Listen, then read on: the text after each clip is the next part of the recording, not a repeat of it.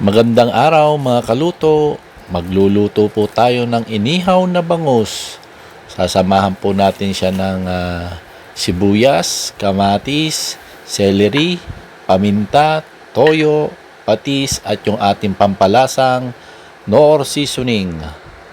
At syempre yung ating kalamansi mga kaluto. Yan po yung ating bangus. Bali pinadibon ko na po yan. Umpisan na po natin timplahin yung ating ilalagay sa ating bangus mga kaluto. At hiniwa-hiwa ko lang po ng malilit yung ating kamatis, celery at yung ating sibuyas. At naglagay din po ako ng 10 pirasong kalamansi. At naglagay din po tayo ng paminta dyan. Bali 2 sachet lang. Onting toyo at yung ating onting patis para malasahan lang mga kaluto. At syempre, maglalagay rin po tayo ng Knorr seasoning na siyang pampalasa talaga mga kaluto. Pagkatapos po natin lahat may lagay mga kaluto ay atin nang halu-haluin maigi para kumalat po yung ating linagay na pampalasa. Pagkatapos po nating mahalo ang lahat ng ito mga kaluto ay pwede na tayong maglagay sa ating bangus at babalutin po natin ito ng foil at dahon ng saging mga kaluto.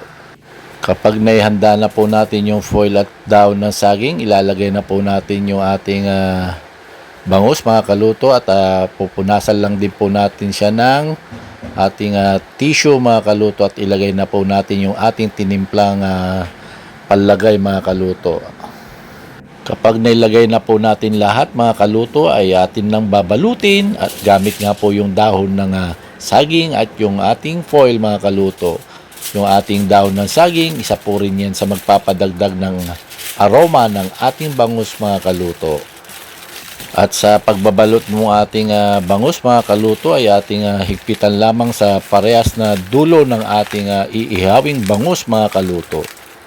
Bali, mag-iihaw po tayo dyan ng 5 bangus mga kaluto at pagkatapos po nating mabalot lahat ito mga kaluto ay umpisahan na po natin ng pag-iihaw mga kaluto. Bali, gagamit lang po tayo dyan ng 4 na supot ng ating uling mga kaluto. Sakto na po yun, yung 4 na balot na uling. May ihaw na po itong ating 5 bangus mga kaluto. Pagkatapos po natin mabalot lahat ang bangus mga kaluto, halina kayo at samahan nyo na akong mag-ihaw ng ating bangus mga kaluto.